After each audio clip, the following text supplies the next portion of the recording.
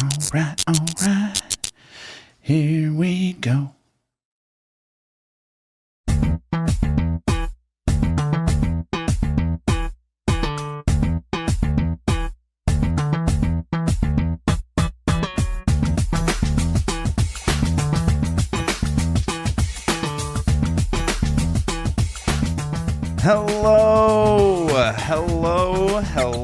Hello, cruel world.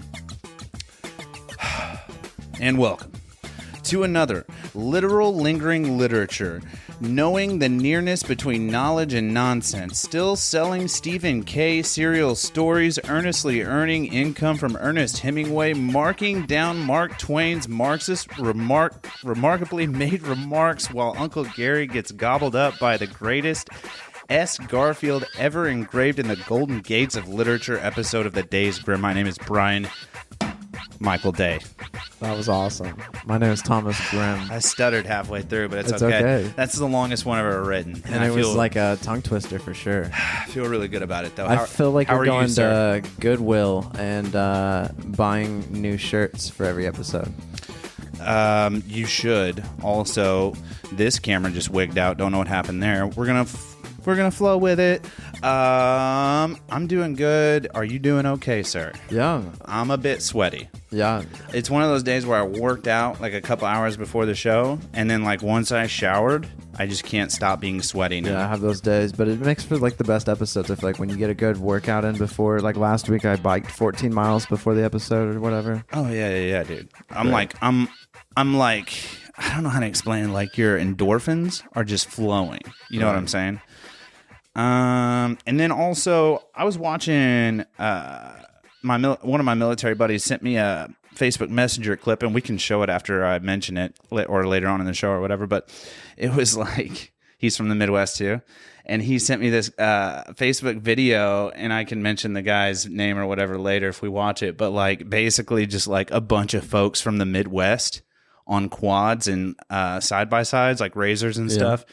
Just doing just biffing, just like destroying their quads, like running them into rivers and like flipping them off mountainsides. And then like, I don't know, I think I found a new hobby outside of tornado videos. Like I think I'm just going to go all redneck, like monster truck. Just nitro circus it up. Yeah. But yeah, it's pretty wild. Like it was pretty gnarly. Well, for those people that don't watch TV and prefer to read books, joining us intro today in the Days Grimm studio is Sam from Your Brother's Bookstore.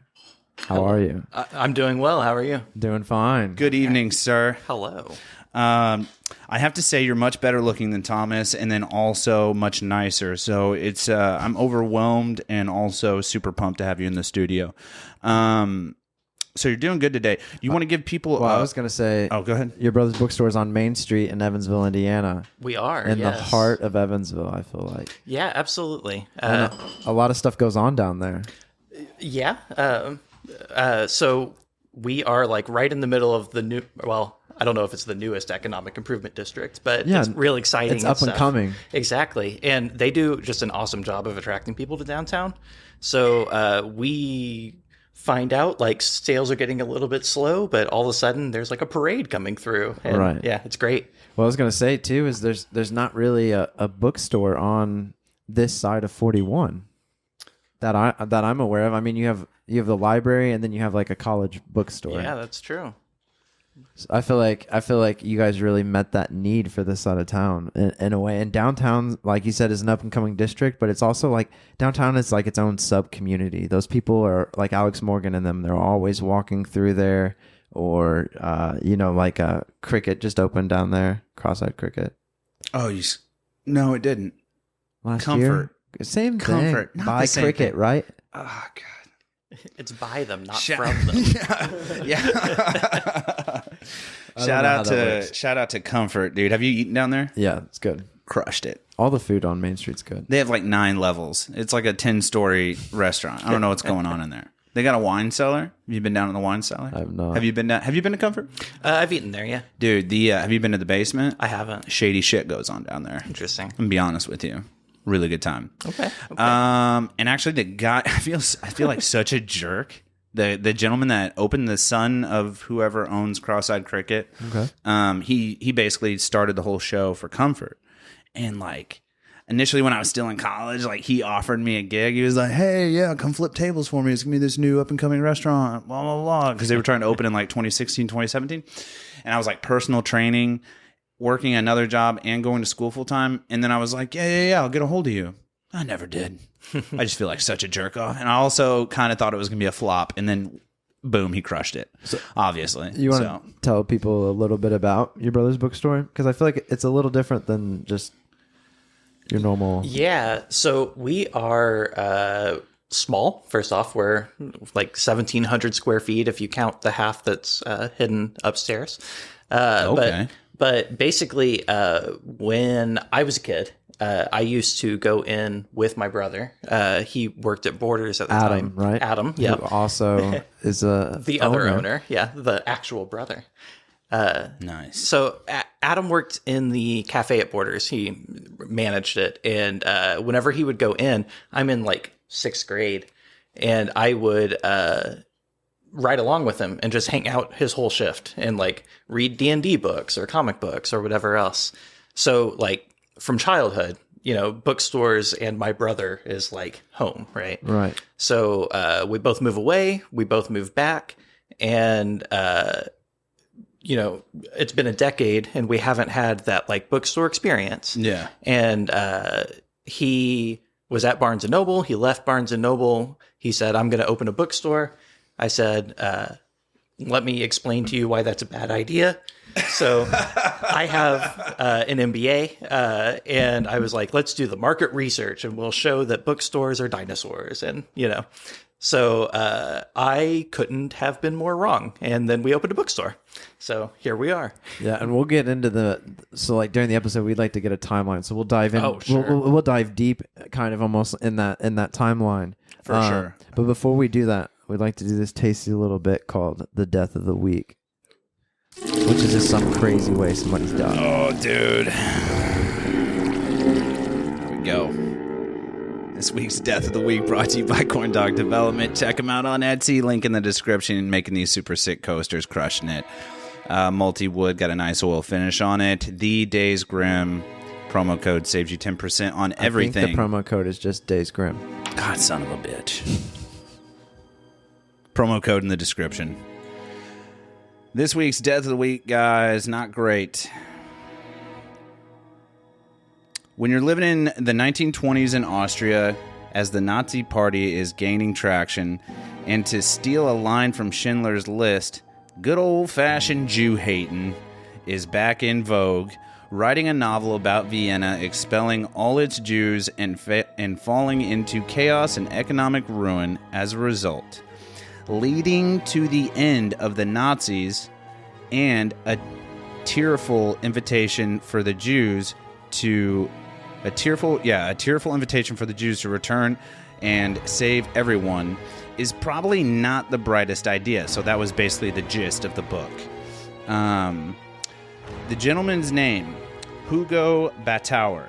Battauer was one of Austria's most successful and famous writers, but his work made him a noted enemy of the Nazis, who also accused him of being a communist and a corrupter of the youth.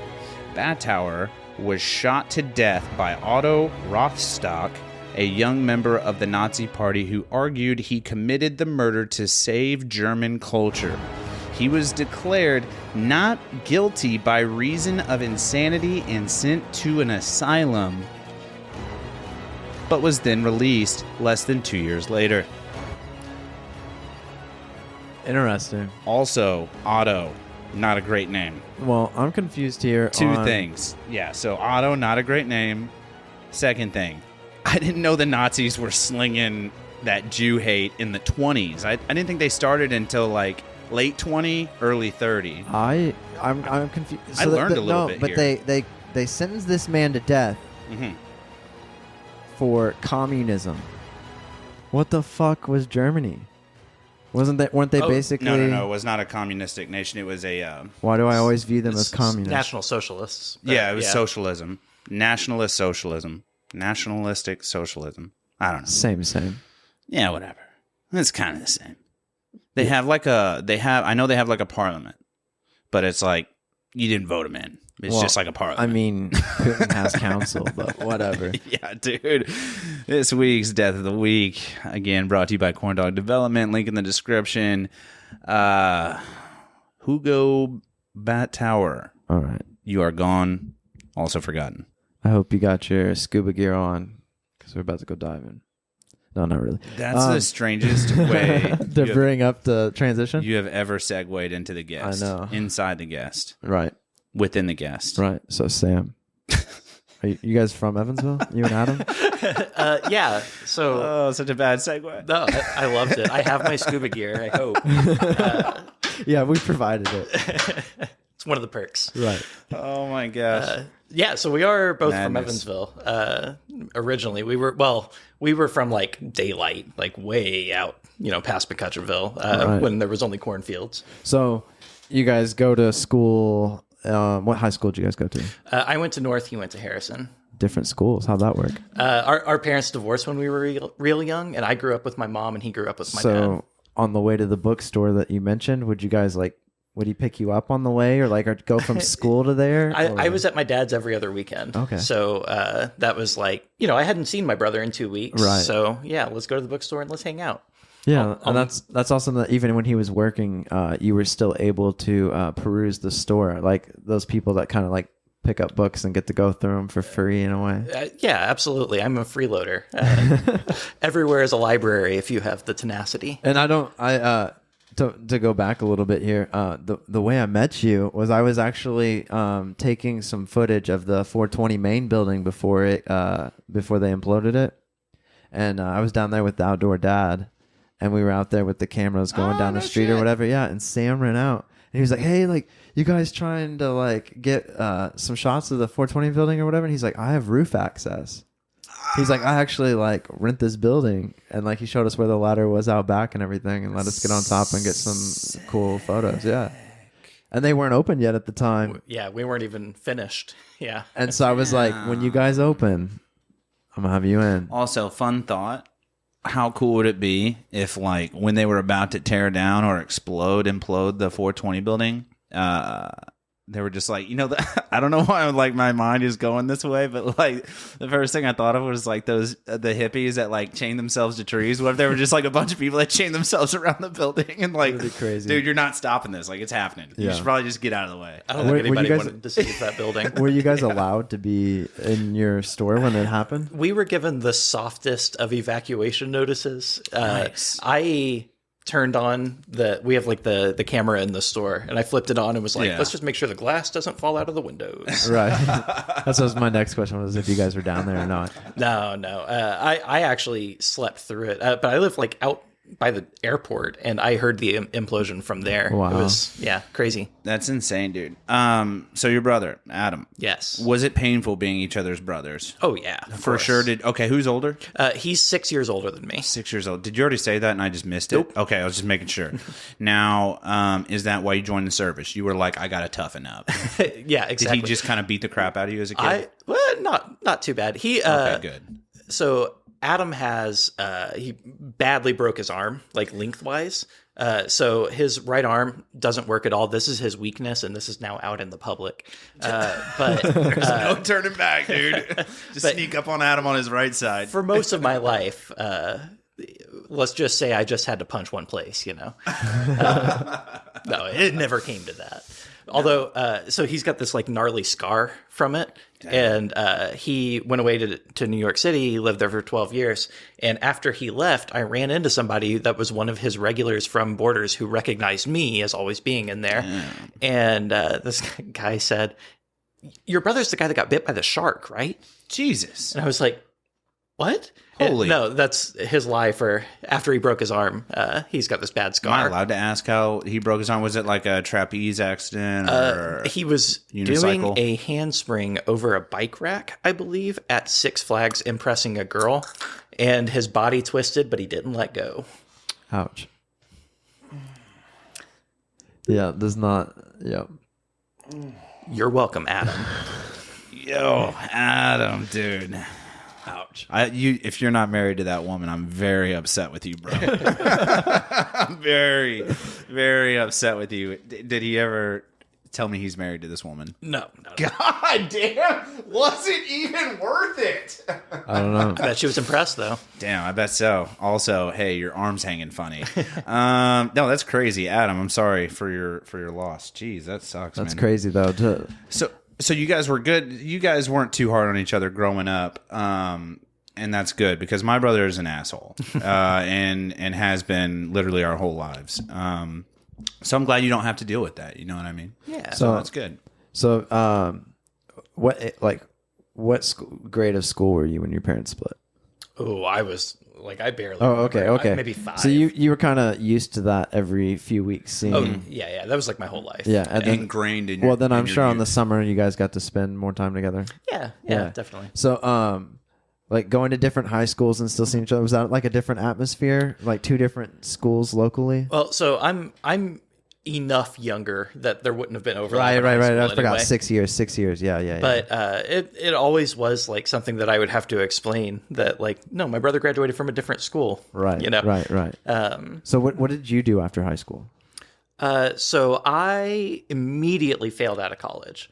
I was Sick. like, let's go do this engineering thing. I'm terrible at math. Everyone in this room. Nice. Exactly. So yeah, I failed out of college, and then was like, I'm married. I want to have a kid. I have no insurance. What am I going to do? So then I went into the Air Force. You called Uncle Gary. There you go. Sam. Call back to the intro. Yeah. So called Uncle Gary. Uncle Sam, and Uncle Sam hooked you up with the Air Force. Yeah. What do you do in the Air Force? I was an Arabic linguist. So I translated Arabic into English. Are you fluent?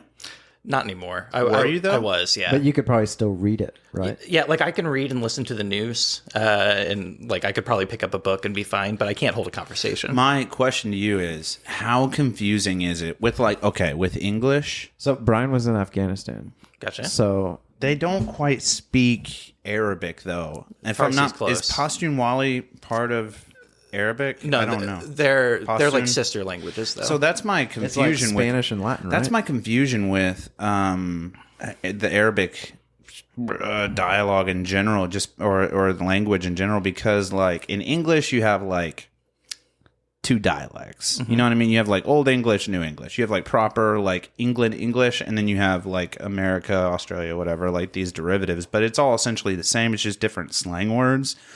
But like with Arabic, dude, it's like they've got like 40 different languages, and they're all considered like Arabic. there are, I think, 23 dialects of Arabic. Yeah. And it's interesting 23? because like Do we even have that many letters in our alphabet? yeah, we're 26. Yeah. 26, yeah. So 3 short, guys. You almost had us. dialect is like hard to define also because like you said, like some of them are very different from each other. So like someone from Morocco is not going to understand anyone from Iraq. Or somebody from Jordan is not going to understand anybody from like Kuwait. Right. Yeah. So I wonder if like if I say Guadalajara, do you know what that means? Does that make sense? Oh, I don't. Guadalajara? Guadalajara is how you're supposed to say it, I think. It means stop. And then there's more to it, but I don't want to get offensive. Right. Stop or I'll shoot you. No, I'm just joking, but seriously, you know. It happens over there. When in But anyways, Afghanistan. have you read the Quran? I haven't read all of it. I have read parts of it though. I've been intrigued by the Quran lately. It's so learning Arabic. I was in Monterey, California, at the Foreign Language Institute there, and they have all native instructors. So they're all like usually political refugees or something similar because that's who the government trusts to teach languages to the government. So learning that, like learning the culture, is as much part of the language. Like you can't separate Islam and Arabic at all. Because like even on a linguistic standpoint, they're very interconnected. Right. That's great. So how do you come to learn Arabic in your youth? But no, it was in the Air Force. They were teaching him. so They just that taught was you? his job.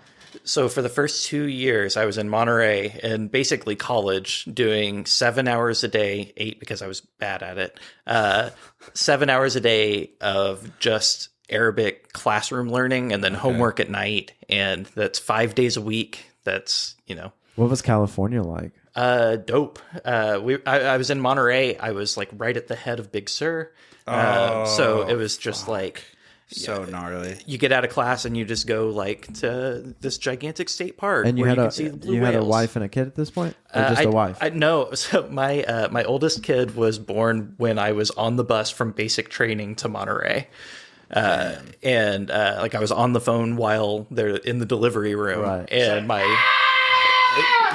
battery died. Oh no! And I'm like, worst husband of the year award. I'm barely out of basic training, like still not a human again. You Right. know, You're a And- robot mode. Yeah. absolutely. And I was like, Like, I don't know how to compute this. Yeah. I'm gonna let this ride and see what happens. I'll get yelled So you at get to later. California and answer the phone. You had the baby. Everything's okay. yeah, she was surprisingly understanding about it. Right. That's dope. But yeah, it was a whole thing too.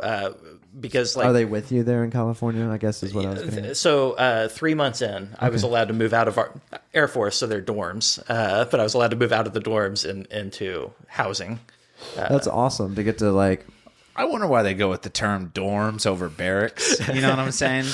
Are you The rare with the do you gear, guys right? just have to be better than us in every aspect? They just want to pretend we're civilians. So they had to move us out of our on-base condo. exactly. Which was right next to the beach, and we did have room service and a maid and a butler, and we had windshield wipers on our windows for our house. I don't understand. Like the Air Force. Did you really have windshield wipers on your window for your house? Yes. Wow. I just made that up, but I'm not astonished if it was No, that's actually not true. true. I was gonna say, bro. I was like, what? No, dude. I was like, if it's on like the beachfront, I could maybe see it. Like Now, if the wind's blowing dude, up on the glass. I'm not gonna lie. My base housing, I could see the bay from my patio. Did That you have a was fucking awesome. butler? I didn't have a butler. You are. But- I feel like you're lying. A to me. classy. I had a cool neighbor. Almost like a butler. No, but like there's always that. I'm sure you've heard the joke many a times. You know how the Air Force is like the classy pinky out, and then like the Marines are like chewing on crowns, and then like the Army's just too stupid to know where they are, Yeah. and then nobody talks about the Coast Guard, so Right. fuck them. And then who else? Did I leave somebody out? Navy. There's- Fuck them. No, I'm joking. No, but like there's a lot of animosity between the branches. You know what I mean? So Definitely. Yeah, it's the weird like sibling rivalry. Yeah, exactly. It's the same thing. So all love is love all across the board. So thank you for your service, by the way. So you're grinding, basically hitting the books hard because you said, like you said, it was hard to That's get. so cool to me that they just like took the time to like, hey, here's how you speak Arabic. I mean, That's yeah, a lot it's- of effort and money and delved in this individual. You know what I mean? Definitely. They say it's like $1.5 million they spend on just your school. Just when for you're a you? linguist. So- yeah. Dang. Like, so all you had to do was basically translate, or Yeah. what exactly did you do in the daily? So of your job there? I was actually assigned to NSA, which is why I Wow. can't really like Right, talk talk too about much any of about it. Yeah, we're not going to go too deep, but if you know anybody, you know what I'm saying. You know anything about UFOs? Yeah, I wasn't part of that. Come Yeah. on, dude. Operation Q-Tip, you can tell me. Oh what's yeah, up, dude. definitely. I don't know. They got like all these cool names: Operation Blue Book, Operation Well, Q-Tip. That's dope. How long were you doing that?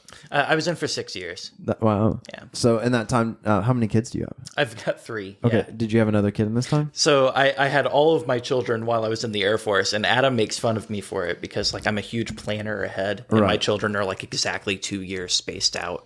You know, Damn. because I was in for 6 years. You know? Right. Yeah, Gotta have perfect, insurance. dude. Perfect. Checks out, dude. Checks out. Kids are expensive, dude. That's right. They start to lose a tooth. It's like there goes So $1,500. was your contract just for like 6 years? Yeah.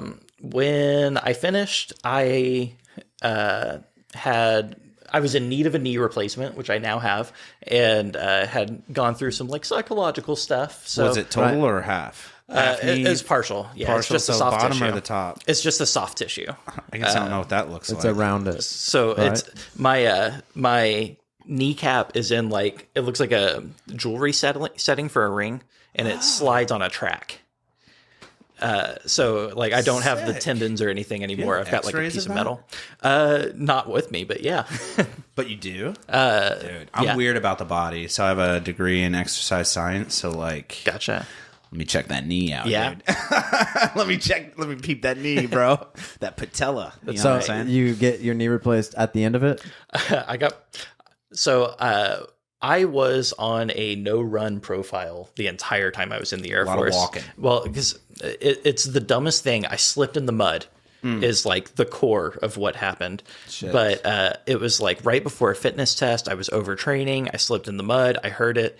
I didn't believe I was hurt. My chain of command didn't believe I was hurt. So What were the years on this again? Just to give me a frame of reference. You did 6 years. What was the window? 2009 to 2015. Damn. So we're like in the same. I signed up in 2009. So we're like Interesting. right at the same time. There you go. Okay. So anyway, I'm sorry not to No, interrupt. no, I just no. want to get a good time frame Yeah, reference. Same time frame. So you slipped in the mud and then I slipped in the mud, jerked my leg sideways. I decided to keep running on it, and then Some Goggin shit. dumb. through. Yeah, exactly. And then I failed my fitness test because of my knee being screwed up. Yeah, you're shattered patella. Yeah, exactly. Jesus. And then my sergeant didn't believe that I was hurt after that. He thought I was faking to try to get out of the fitness test. Yeah. And then it just like kept rolling, and I kept going to the doctor, and they kept telling me, "Oh no, you just have runner's knee. You're fine." You know, never did an X-ray or anything. I like how anything that has to do with below the waist, they blame on just like, oh, you got runner's ankle or Yeah, runner's dude. foot or runner's toe. Yeah, dude. Your you got- toenail's falling off. That's runners. Dude, yeah, you got runner's butt, bro. You Like, got that runner. You got those runner cheeks. You know what I'm saying? What? What's wrong with my butt cheeks? The runners, bro. Right. You mean my You got those runner glutes cheeks. cramped? Yeah, dude. Your man moose knuckle cramping up halfway through. So that's So then you had to get an X-ray. So, Eventually, like 10 years down the after line. I got out, I went and got an Oh, wow. MRI because it was bothering me so bad. 10 years later. Yeah, it's So had you moved? So how long were you in California? Then? I'm trying to find out if he gets his knee replaced you in waited a California. day. or I Indiana. got it replaced here, Okay. in Evansville, actually Oh a my year God. ago. So when? Oh wow. So before that, then I guess you're in there for 6 years. Oh yeah, So when you get out, do you stay in California or do you move back home? no. So I was in California for the first 2 years just to learn the language, and then I was in Georgia for the rest of the time. And I was there until 2015 when I got out, and then I wanted to go back to college. And USI like sent me a letter. I guess somehow they found out that I was getting out. I don't know. Maybe I How talked do to they somebody. do that? That's so weird how they do that when you're getting out. Yeah. Like I got letters from like the most random, like banks, colleges. Yeah. A grandma I didn't know I had in like Wisconsin. And they're like, "Hey, I heard you're getting out. I need $9,000." Or, "Hey, I heard you're getting out. Come join our college. Hey, I heard you're getting out. Come join our cult." Whatever. Yeah. I'm wondering how these people are like tracking how you're getting out. You know what I mean? Yeah, Like, I don't is know. there like a... Well, you do know because Well- you work for the NSA. You gotta fucking lie to me, I can dude. deny nothing. Also, damn it, I'm gonna try to work on this. I swear a lot, so I feel like people, yeah, It's all good. it's like a Mark Twain book. Just imagine we're in a Mark Twain novel, and minus a lot of the N word because I don't drop that. Homie, don't play that shit. But like, I swear a lot. So just a heads up. Sure. Yeah, the infantry uses fuck as a space bar. Yeah, that was my MOS, by the way. I was infantry. Gotcha. So I got the infantry cross rifles right over your left shoulder Yeah. there, representing. You know what I'm saying? We don't read good. So you get out in Georgia. Do you guys get a letter and that's what makes you go? Yeah, USI said if you've been gone for at least 2 years and you come back, we'll get rid of anything on your transcript below a C. So I went back and I jumped from a .0375 GPA. Oh, when you failed out the first time. Yep, to a 4.0 in the first semester. I forgot that you had mentioned that. You had gone to USI, and that's where you flunked out from. Yeah, So exactly. they had you on the books already. Yeah, They were tracking you. exactly. They Every have day. like their own USI NSA. You know what I'm saying? Yep, So yep. they were tracking you. Definitely. So that's gnarly, dude. Was it were any of your kids in school at the time? I guess they would have just been starting like maybe preschool, kindergarten. Yeah, my oldest was in preschool when we moved Yeah, back. so it wasn't too bad Yeah. to come back. So my question in that part of the story is like, where are you at in Georgia? Like, where was the spot? Like, what base or what area? What major city were you? So in? I was in Augusta, Georgia. Oh. It's funny because the language school is right by Pebble Beach, the golf course, you know? Yeah. And then where where a lot of the linguists go is where the Masters is. So, Sick. just golf course to golf course is where we moved. That's awesome. So That you're a checks out. golfer? I am not. But Bad knee. I did it a lot while I was in to get out of formations and things. Wow. That's what's up, man. Honestly, I've never golfed a day in my entire life, but it's one of those things where I just feel like I would fucking crush it. Right. Any sport you can play with a six-pack. Also, my hips are like, in the last year, my hips have never been this taut. Well, yeah, you did leg day every day for 6 months. I have so much torque in my hips. We're getting ready for a triathlon. Thomas and I. More so I than Thomas, but Thomas and I. Dude, and my hips are so wound up, like I could karate kick a watermelon in half midair. I guarantee it. Probably. Guarantee it. They are these are the strongest my hips have ever been. I guarantee you I'm going to golf after the triathlon. Okay. It's just I'm gonna try my hand at golf. Do during. That's my next venture, guys. So Sam, what do you go to USI for? Major time. I went back for English. I was going You to... were like, I'm tired of this Arabic. I Well, need some English in my absolutely. life. I was going to go back for engineering again, which is what I failed out of. I'm terrible at math. I don't know why I keep doing this. don't do that to yourself. But my wife told me, if you don't go back for something that you're going to be excited about, you're going to be miserable and you're going to fail out again. So I went back for English. I love studying and reading. And Did you? So like going to the bookstore when you're younger, and then getting this job for the Air Force, and like, was it able to like? Would you say you're better prepared to like take that knowledge from a book, since you're like? I assume like books are like your thing. You know what I mean? Like, yeah, definitely. I'm definitely a book guy. see, that's like one thing that like I follow this guy Andy Frisella. He's huge. But like one of his things is like you like 5 things in a day or whatever, but like read 10 pages a day. And it's like one of his like the 75 hard challenge. It's like in there. You like drink a gallon of water, read 10 pages a day, like go for 2 30-minute one outdoor exercise, one doesn't matter. Gotcha. And the whole point of that is to do that for 75 days in a row. Okay, so my question is, and then so to elaborate on what he was explaining, you do that for 75 days, and then like you've accomplished your task. However, if you fail to hit all these checkpoints throughout the day, your 75 days starts over from the next day. So now you're on day 1. So my question is, I don't want to say that it's stupid, but like I'm the kind of guy that like I don't like a finish line. I don't care for a finish line. I don't want one. So like as a 32-year-old man who is like just now doing his first triathlon, I'm now stronger than I think I've ever been. Like not just like obviously upper body is lacking, but my lower body and core has never been this. I've never been able to perform at this level ever, per ratio, obviously not when I was 25, but you get it. My question is like, what's the point of a 75-day challenge? And then like, okay, so say I'm like super hard, right? Rock hard, just stiff as a rock. And I fucking knock this out in 75 days. Now what do I do? Well, there's a second challenge where they add in more stuff. It's like they add in. So you fucking didn't open with that. Well, then like round 2, they add in another 75 days. No, it's like 15 minutes of conscious thinking or like meditation, or like self-reflection, and then you got to like I think you got to write like in a diary or something along those lines as well.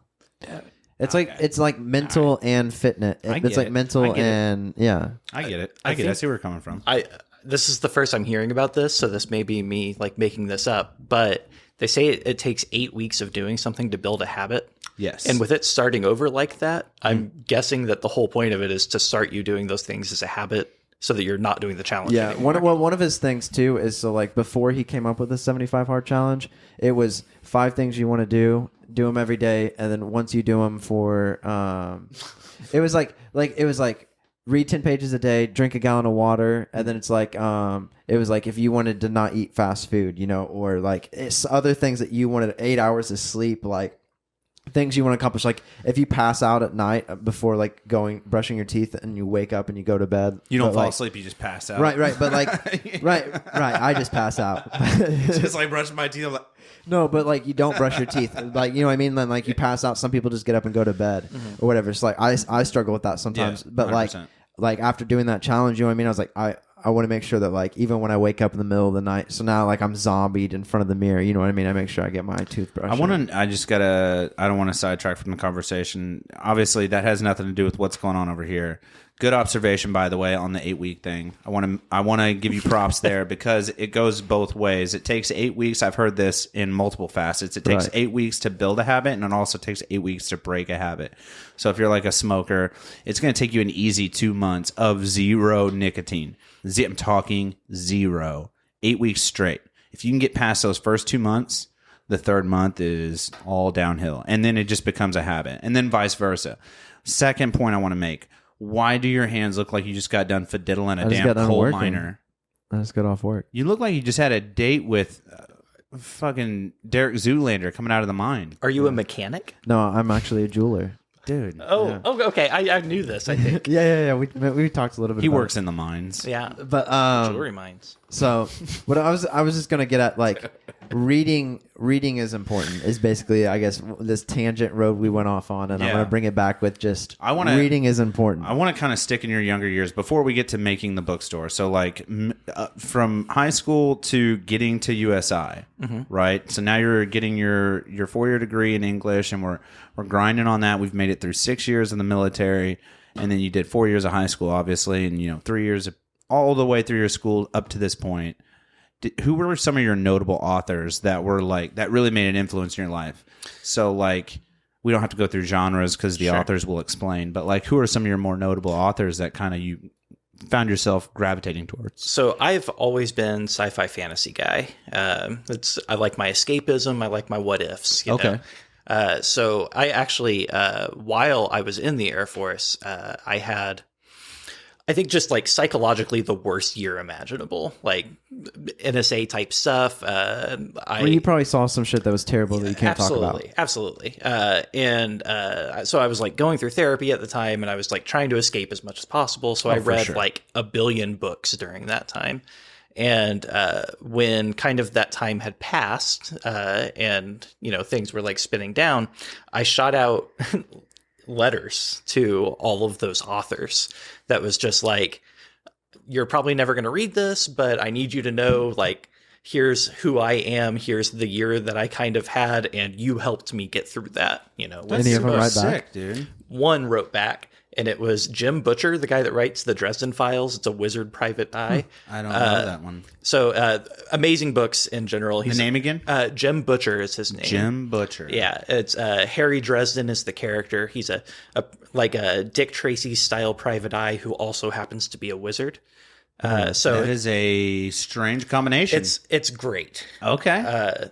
But Jim Butcher writes me back this like 6-page email. Shut up. Wow. That is, he did it in 2 minutes. Probably. I mean, yeah, he probably just sat and knocked it out, right? Yeah. But it was 20 like seconds. Machine gun. Machine gun fingers is what they call them on the street. But yeah, like he was like responding to the stuff in my letter, and That's so dope. He dude. said the phrase that he used was the intelligence field is in the front row of the Gallagher show that is war. You're in the splash zone, and I was like, that's a very cool phrase. Right? Say that one more time. He said the intelligence field is in the front row of the Gallagher show that is war. Damn, that's sick. I kind of wish I would have went into intelligence. Did you now. print this email out? I have it. Yeah. But Can he also included a Word document that was his next novel. Wow. And it was finished but unedited. It was full of typos. There were no chapter breaks. Just raw. And he was like, if you want something good to read, here's my next thing. You can share it with people in the military, but please don't put it online. That's awesome. Fucking rad. Jim Butcher, dude. Right? Yeah. I wonder if we can get him on the phone. That's dope. I know you guys are. I'm trying to get him to come to Evansville. You guys are besties, dude. If he comes to Evansville, bro, I'm gonna. Well, that's one thing too. We'll get into it later. I'm not a stranger to wearing a G-string. That's all I'm saying. I'm throwing that out his now. G-string's on the deer. Yeah, it's up here, dude. Right up here on Pablo, dude. That's mine right there. That neon green matches my running shoes. It's very green. I'm gonna be honest with you, dude. That's intense, and it's so intense that, like, okay, so obviously PR for a lot of these famous folks, man. Like, if you reach out to T Swift and you're like, "Hey, T Swift, obviously I listened to your songs in combat, and it just made me put the foot to the pedal." You know what I'm saying? Like, it really made me want to murder. So thank you for everything you did. Thank you for keeping me alive, et cetera, et cetera. Her PR team probably has an automated response, like per genre or whatever. But like the fact that you said that it seemed like it was tailored to you, like he genuinely cared enough to be like, "Hey, Samuel, or Sam, whatever, like, hey, nice to hear from you. I'm really sorry you went through this, that, and the third. I've gone through similar things. Here's my accounts, whatever." And then he sends you the damn book, and he's like, "Yeah, share it with your military buddies, whatever." That is fucking dope, dude. Yeah. Right. That would be the kind of famous person I would hope I would be one day. I swear to God. Definitely. I pray. Yeah. That is so rad. Anyway, sorry. That's actually breathtaking. Did you ever write anything of your own? I have. Do you journal? I don't journal, and it's actually you're missing out. It's a piece of shame for me. I feel like I should be the guy that journals. I wish I wrote a diary, a journal. The big thing about a journal for writers, because I have a couple friends that are like want to be writers. They're not published, and then we've got a couple friends that are published. But my friends that are creative enough to write, but don't like, I don't know how to, whatever. They journal. And they journal for the reason that, like, you wake up on a Tuesday and you feel this way, whatever, and you've got this creative story idea. Well, boom, how you were feeling that day may tailor to this story you've been working on, or it may kind of like segue something that you're like, I've been missing this piece or whatever. Oh shit, his fucking dog dies.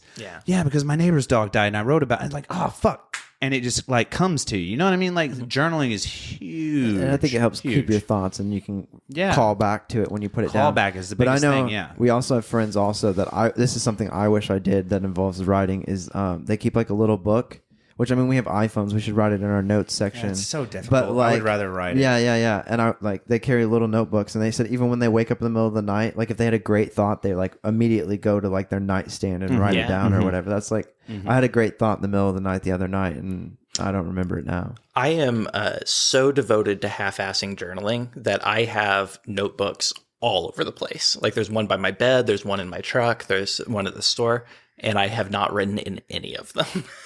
Like zero.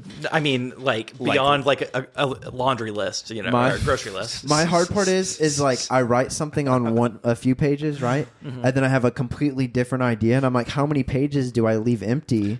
Yeah. Or do I write it on the next page? And then if I write it on the next page, I have to take that journal and put it into a different journal. I get lost. Then I got to have 5 journals, and they all got to be labeled. And then I got to carry them around with me all day, every day to write this idea on this one, this idea on this one. Like, I'm telling you, bro, that journal game, it gets extensive. That's the next level. It gets extensive, dude. Okay. You got like 7 journals, man. I'm telling you, you should get you a pocketbook, dude. So you haven't really... maybe write. Like, I write a lot, but I don't know. It just doesn't translate to journaling for me. So there's November every year is National Novel Writing Month. Okay. The idea is you write 1666 words a day, and then in 30 days you've written 50,000 words. Wow. So the idea is to write an entire novel, start to finish. No editing, no proofreading, nothing. Just sit down and write and get the damn words on the page. How many of those have you done? I've done it 4 times. Wow. So I have written 4 novels. One of them, like when I got to 50,000 words, it was definitely like halfway done, and I've never gone back to it. Damn. Have you like taken any and like polished them up even more? Like, no. Have you ever wrote one that you're just like this? I have one that I feel good about that I want to go back and do. I want to rewrite it. Right. But I just haven't. See, yet. I'm the type of person, I have these ideas. I have all kinds of like ideas, but like I couldn't expand a story on it more than just like a 20-minute conversation. Where I think you lack is your ADHD. No, it is your how do I word this, man? Without, how do I word this as a Christian? Offend me.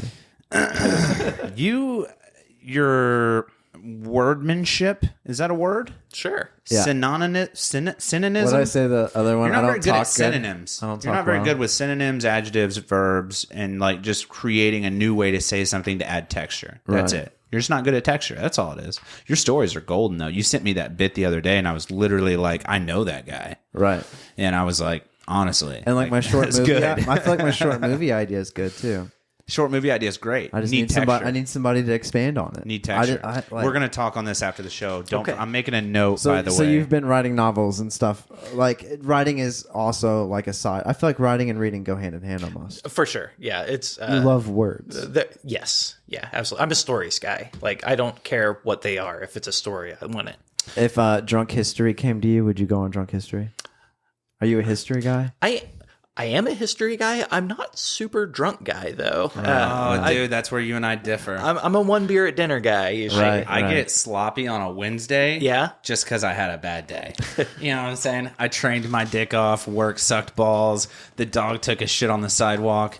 You know, the neighbor threw a tennis ball over my dude. Right. No, I'll burn your house down. But instead, There you go. hit the sauce. So we went on this Numb the little pain. gap of writing and reading. I want to kind of go back to this timeline of Bring it you around get out of town. USI. Yep. What do you do?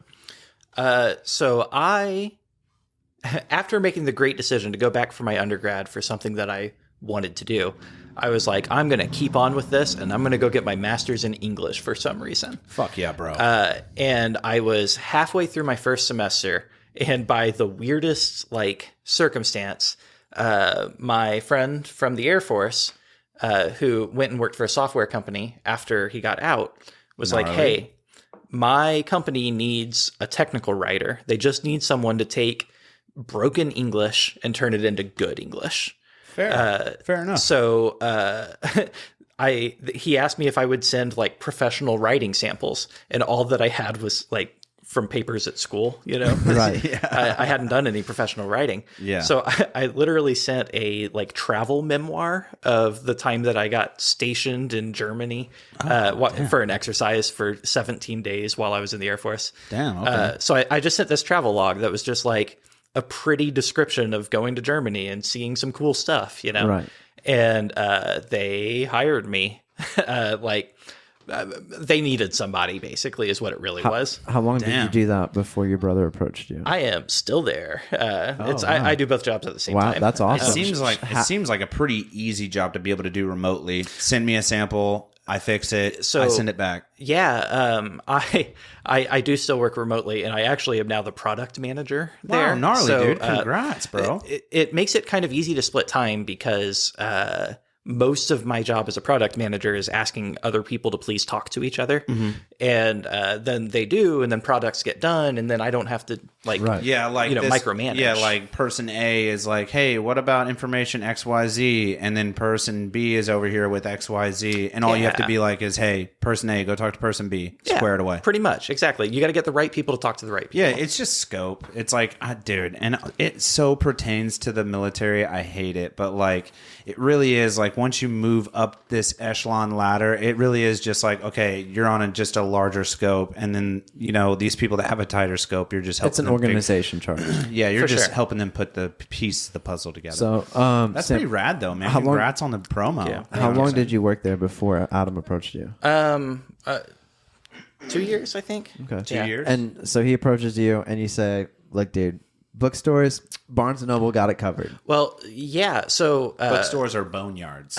well, originally he was wanting to put it in right next to Barnes and Noble and really show him what up, And I kind of, my mom mentioned it to me, and I called him and I was like, "Hey, can I come with you on this and just make sure you're good, Keep it. So after it happened, I don't know. I was it was a very sour experience, and I was like, I need to keep Adam from making this huge mistake. Right. So I, with the company that I work with and working remotely, I was working out of the co-work downtown that the city runs. And they also have the Small Business Development Center there. So I went to them and I was like, hey, my brother's thinking about opening this bookstore. after the master's in English thing and leaving for this company, You did finish your master's. I didn't in English. I switched to an MBA. Which, okay, that's right. You said that. Yes, that was the point of the story before I got way distracted and fell off. You're all right. That's literally this whole show. You're fine. It's just ADD all over the place. There we go. It's really me, and I bounce topics. No. Yes. But, I had a fresh MBA, and then my brother has all of this bookstore experience and was like gung-ho about it. So I went to the small business people, and I was like, can you help me come up with like the research on this so that I can show him, like, if you look at the numbers, you're going to fail. Right. And then they did that, and they ran the numbers and the demographics and everything for Evansville, and it was all very positive. They were like, no, your brother's actually a lot smarter than you. 100%. So then I emailed him, and I was like, hey, so I've written half of your business plan. Like, let's sit down, You just jumped off the bridge with him. Absolutely. That's so great. So, dude. Like, I wish my brother was like that. My brother would have been like, you're a fucking idiot. He would have left it there. You're stupid. I like to say that I'm always like thinking 6 months ahead, and Adam is always thinking of today. See, that's one. I hope that we can get Adam in the studio and do Your Brother's Bookstore Part 2, because his story is going to be 100% completely different. Yeah, he's going to. I can't me the whole wait time. for that. But anyways, you show him. You're like, and you already had like your man. You're supposed to have it when we start a business, and we didn't do it. You're like, here's your 5-year plan. Here's your outline of the company. Here's your absolutely. And like, kind of the beauty of our situation is that if I was the only one calling the shots, we would never buy books, because 6 months from now, we need to be worried about like rent and insurance and all of those things. And then Adam will be like, no, I need money for books right now, so stop saving money.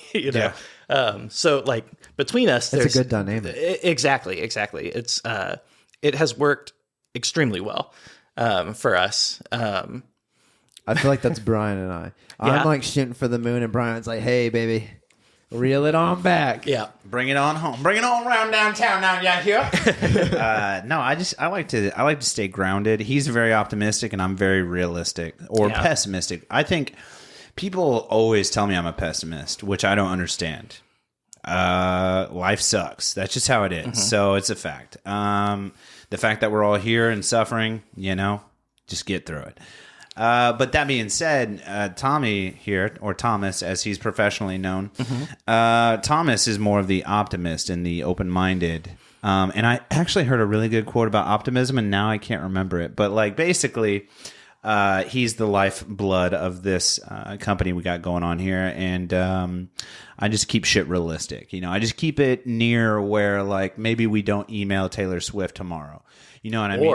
Or we do, and sometimes he does and doesn't tell me. I do it all the time. Tom Segura was in town, and I messaged Tom Segura. I was like, hey, bro, if you got 2 hours to spare. And you need both sides of this, or else you'll never get Taylor Swift on the show. Also, T Swift aside, Katy Perry, if you ever see this, I'm madly in love with you. Okay, no, but hear me out. Katy Perry listens to everything I do. I don't know if you know this. It's this weird thing. Yeah, she follows me. It's crazy. Dude, no, she doesn't. No. Oh, God, I was going to shit my pants. That's like twice he's got us. The windshield wipers and Katy Perry. Dude, I'm so gullible. But for real, though, Tom Segura, Bert, when you're in town, we'll tag you in this clip. And seriously, Katy Perry, I'm open to a 3-way marriage if my wife is. So we're trying so hard to get Weird Al, like, because he's in town next week. I was writing him too, and he never replied. One of those PR guys that sends it. We have his books. Like, we carry his books. Oh, so shit. I was like, you don't have to sign them, But yeah, my brother sent an email to like the people at that do the publicity, right. And hopefully, I don't know. We'll see. Fingers crossed. Hey, if he comes in, tell him that local podcast will totally squeeze him in. 100%. Actually, I'll be gone this weekend. But yeah, just let them know up front, like, hey, these guys are just drunken hooligans. But anyways, you go to your brother and you're like, I got all this shit done, together. So basically, we would call each other and talk for like 4 hours and just lay out like business planning stuff. And is he in town? Yeah, at this Business time? planning. Yeah. Business planning stuff. I've got I the like best that. words. Yeah, 100%. I'm with you, dude. You're doing 10 times better than fucking Thomas over here. He'd have been staring off into space looking for a word. See, if you always just make up your own words, you don't need them. Yeah. There you go, Thomas. Boom. Look at that. Right. Knowledge is power. So anyway, so so you guys are doing business planning stuff. Yeah. And then at what point Well, in what time? makes you pull the trigger? Yeah. How long does it take? And then what was it that made you pull the trigger? From business planning from when you write the business plan to, okay, we got the place, we're opening shop, or we're at least buying shit. How long did that take? And then what made you pull the trigger to buy that place, and et cetera, et cetera? So there were 3 months between when I started the business plan and we signed our lease.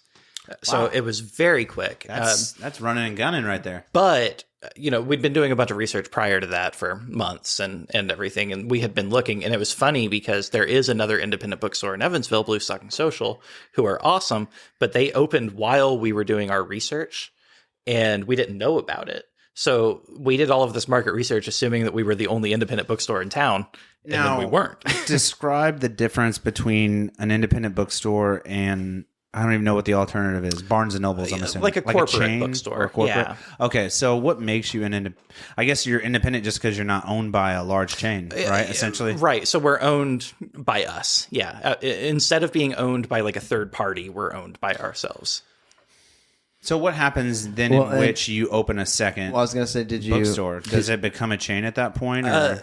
No, I it's got to have something to do with like number of employees or something like that. collaboration. Sorry, we're getting off But the I was rails. going to say, what stay made you tuned. guys pick this side of 41 even? So Because you said Adam wanted to do east side off Green River. Well, so the DC Small Business Development Center. Yep, words. Got it. Acronyms. Exactly. We're awesome at it. Yes. Yeah. They offered me location research, demographic research for anywhere I wanted. I just Like had to pro give them an bono? address. Yeah, absolutely. It's 100% free. They're Wow. awesome. I'm going to plug them right now. Can you say the acronym again? It's the Small SBC. Business Development Center. Small Business Development Center. Yeah, Wow. SBDC. Yeah. Shout out to them. So if you're thinking about opening up a business, look them dudes up. There are so many people there. There's a finance guy who used to be at, I don't remember which bank. It might have been Old National. But anyway, he was the guy that approved all of the corporate loans or commercial loans. So like I went to him with my budget and he was like, "You're wrong about everything. Like you need to change all of these and here's how." Wow. And it's like priceless. These And this these is people. all pro bono. Yeah, You paid Provided it's by the all free. government. Is this provided municipally or is this a state? It is a local organization that uses state money, I think. So a municipal outfit funded by the state. Yeah. So Okay. they do programs, all sorts of stuff. So they do the advisory stuff, which is great. But they also have like grants available sometimes where it's like you can get $25,000 zero interest loan. You have to go to them with like your business plan for what it's for and Yeah, everything. you have to fit a demographic or a But you model. can have somebody there help you write a business plan, Absolutely. correct? Yes. And the people who will be reviewing it are the people that help you write it. So, I mean, it goes above them too, I'm sure. But, but they really want you to take this. But the awesome thing about it is the state gives you the money and then you pay it back to the city. God, that's so fucking sick, dude. So it's Hey, a dude, way I to wonder- stimulate us. I wonder yeah. if this is I'm very stimulated, by the way. I wonder if other states are in on this, if this is like a similar thing that's going on across the nation, because if so, that is the case. I love that. That should be the case. I feel like it should be the states. It should be an obligatory function of the state to help its smaller towns or all these different municipalities thrive. Yeah. You know what I mean? Because statistically, it's proven to thrive. It'll thrive through the research and there's stuff. so much outsourcing and like third party and buy from China and blah blah blah blah. I fucking love that, dude. Yeah. I can't believe that's happening. Thank you for sharing that. it's- Jeez, that's fucking dope. I can't talk enough good about it. Yeah. Yeah, Right. dude. Made in America for America. I'm all about that. And that's sick, dude. That's awesome. Good So for them. What did we say? How long was it until you guys bought the 3 building? months. 3 Yeah, months. 3 months. Yeah, 3 months. So you pull the trigger. Yeah. What is opening a business like? What do they call it? Brick and mortar? Is It that is- the it term is you brick always and use? mortar. Brick and mortar. Yeah. So what was it like using, or getting into the brick and mortar? Terrifying. Honestly. I bet when you bought the building, you were like, Yeah, What do we do, bro? So we actually rent it, and it's we have like just an awesome landlord who basically just owns our building. So sick. like the three spaces in our building, basically. But we looked all over town for where we wanted to go, and then we looked downtown, and there were like 6 spots that we wanted to look at, and as soon as we found this place, like I feel like this is it. it just had the right energy, you know. But this was when I got my knee replaced. So during all of these things, after like our initial like first looks, I'm at home on the couch, and Adam has to go. And Adam, on these things. So here I am, like I'm a little bit of a micromanager. I'm not gonna lie. Well, you also know who you're dealing with, Mr. Pull the Trigger fucking now. Right. Well, and Adam, all love, dude. Well, All I'm just love. saying you're coming from it as like a salmon you relate because I'm a pull the trigger now guy. Yeah, I can be very impulsive, but I do for larger things in life. When I purchased this home that we're recording the Days Grimm inside of, $200,000 is nothing to fuck with. Yeah. You know what I'm saying? Oh, So yeah, like yeah. when you really, when I'm gonna spend a large chunk of money, when I buy a vehicle, when I buy a home, when I'm financing anything, I'm like, okay, let's chill out. Let's think about this realistically. You know what I mean? How much money do I make? How much money is this going to cost? What am I going to be? Where am I going to be in 5 years? What's this Right. going to do for my credit? You know, et cetera, et cetera. Or in this case, you know, your what is it? Your EIN or whatever, et cetera. So it's just like that's the kind of shit I think about and I stress about, and that's why I don't sleep good at night. So. yeah, Anxiety. I'm with you. So, Adam, you see the place once? I hadn't seen it. He got a Snapchat probably. Well, FaceTime so walkthrough. my wife went with him, and Okay. like Oh, she okay, that's a called good me call. and was like walking through it. So I got like a description through my wife of, And is she a reader? yeah, So she she's is. fairly good with words. Yeah, and she's also a designer, which means that she notices a lot of things that I don't know what they are. And probably came in handy when it came to the layout and Yeah. the design of the building. Absolutely. 2 dudes versus, a designer female opinion. yeah, shout out to the wife. Absolutely. Also, I do have very good taste. So don't down the dude team. This whole spot right here, yeah, decorated by yours truly. So you're welcome. It is very nice, Yeah, it's got a very man vibe. He donated a deer head. You know what I'm saying? That's about all he donated here. It's manly, though, to go out and hunt It's a deer. manly as shit, dude. I'm gonna go kill a deer this And year. how much weird meat have I brought you to eat? That's true. Do you deer hunt? I do not. Have you ever?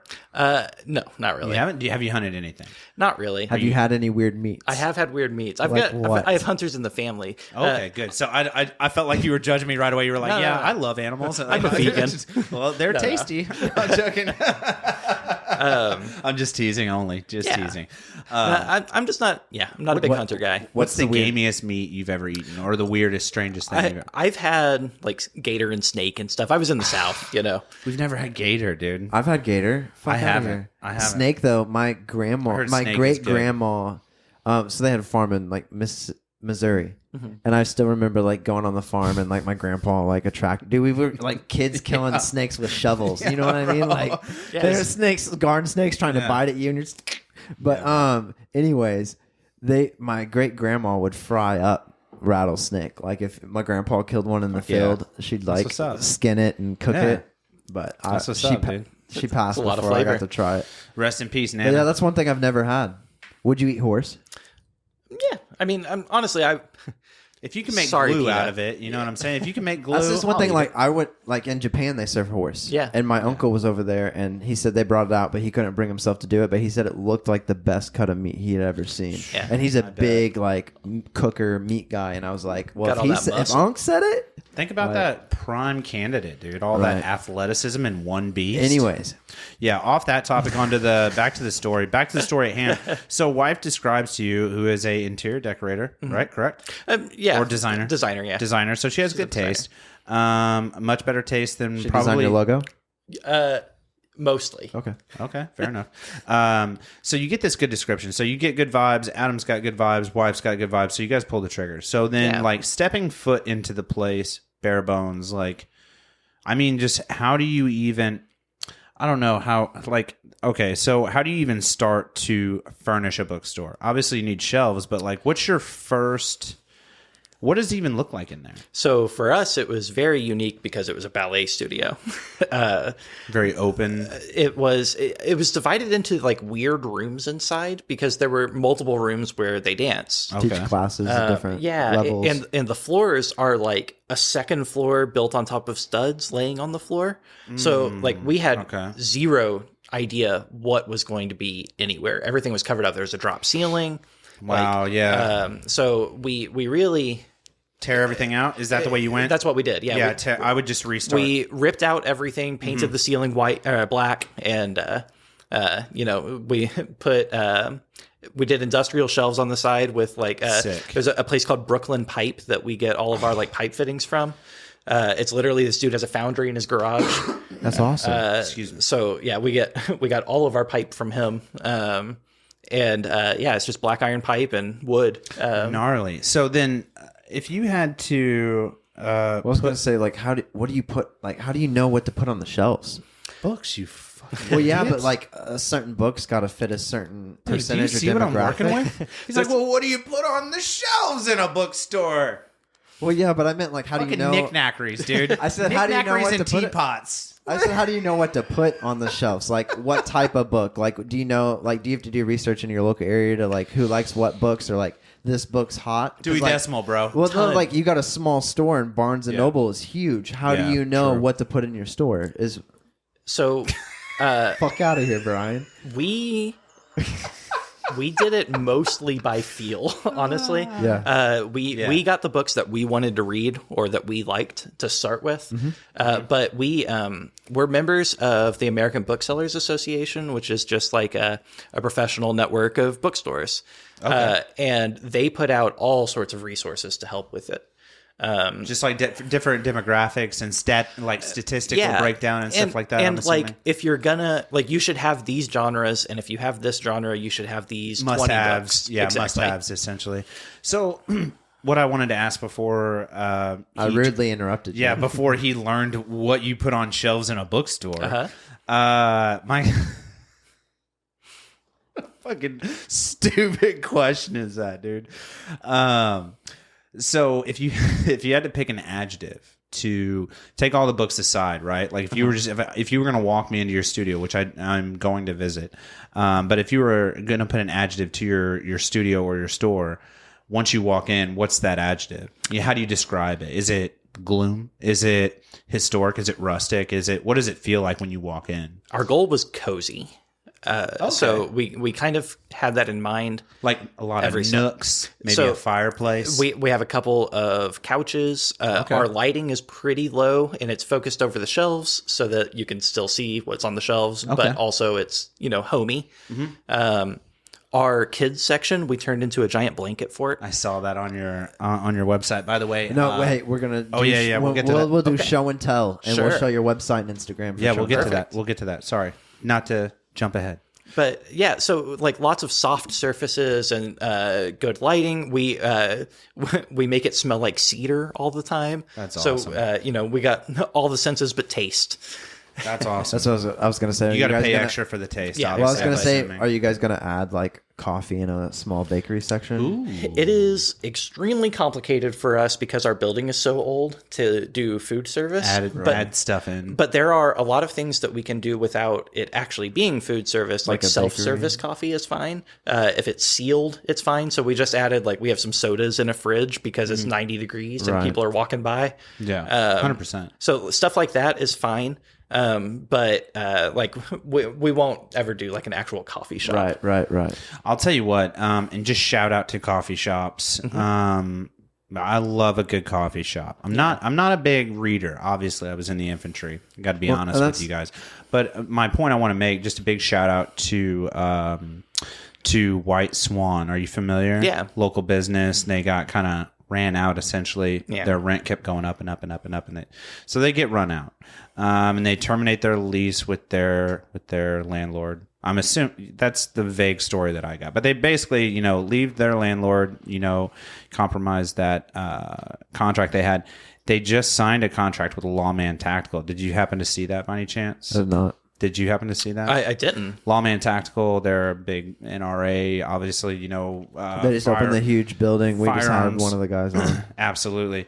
So shout out to White Swan. Congratulations. I actually know the owners personally. And shout out to Lawman Tactical. Yeah, and shout out to Lawman for doing it right, man. They got one of the best local coffee shops in town. Like, seriously. No, I'm just saying what they do in general, teaching people gun safety, guns, and they teach local law enforcement. You brought up coffee shops, and I felt like I had to mention. Not a lot of people know about the merger yet, but yeah, White Swan has accepted a deal with Lawman, and they're working together. It's so gnarly, dude. I'm so pumped for them. The husband and wife that own White Swan, they're such nice people. So just congratulations to them to be able to keep on doing what they love. So congratulations. And actually, since we mentioned the blanket fort and stuff, let's do the show and tell right now. We're going to go ahead and jump into this week's. Peruse your Instagram so you can show us some stuff on there. So a little bit of show and tell on this beautiful Tuesday. All right, dude. This is your website. This is our website, yeah. It's very simple and very bare bones. I want to compliment you on it though because it's very neat. You call it simple. I say neat. I think is the term I would use. Love the logos. Yeah, the logos are phenomenal. So the full logo there was designed by my wife. She did the font for it and everything. Oh, this one right here. Mm-hmm. The one that looks like a butterfly combined together.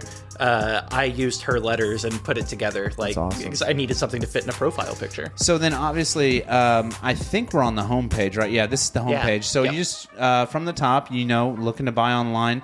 Now I'm wondering where. Yeah, there's the butterfly at the top there. Let's switch to the Instagram. Okay, and we'll switch on over to the old Insta machine. And again, guys, just real quick, we'll walk you through this. If you're just listening, this is Your Brother's bookstore.com. That's the page we were just referencing, and now we're going to their Instagram, and this is YB Bookstore on Instagram. So walk me through a couple of these, man. So we are nerds. Me more than Adam probably, but we do books, we do board games.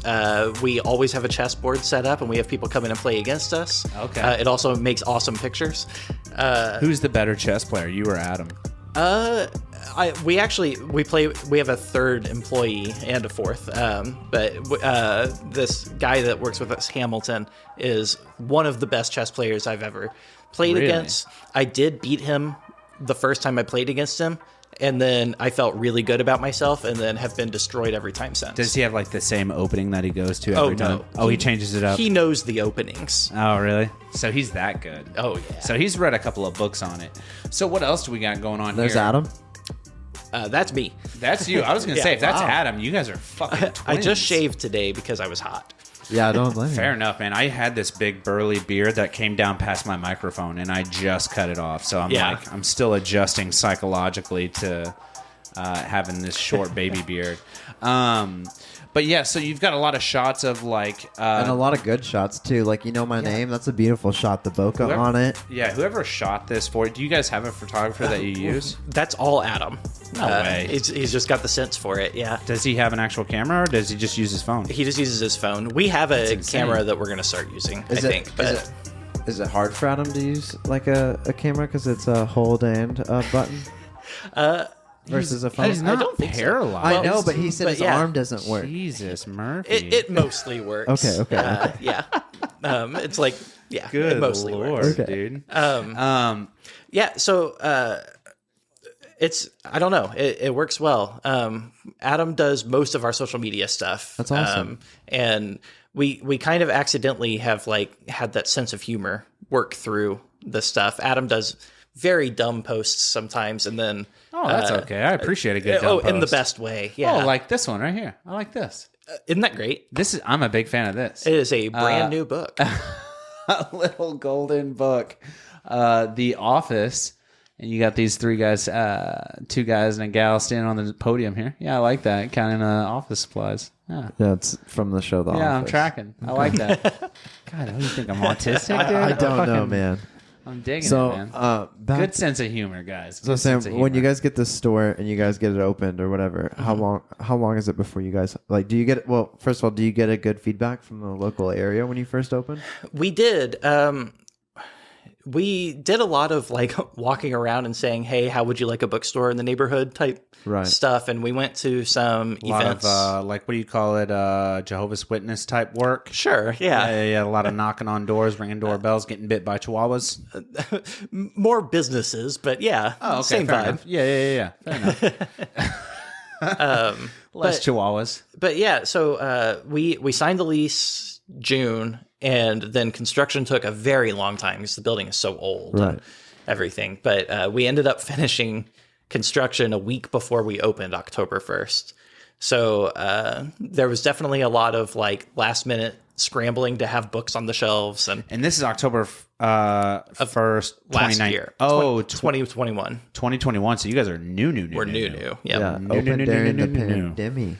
Yo, that is dicey. What was going through your head the whole time, like in October, because we're not out of it at that point, and we're certainly not out of it now. If you think that we are, you're silly. Still take precautions, still be safe, obviously, but like what was it like opening up in October?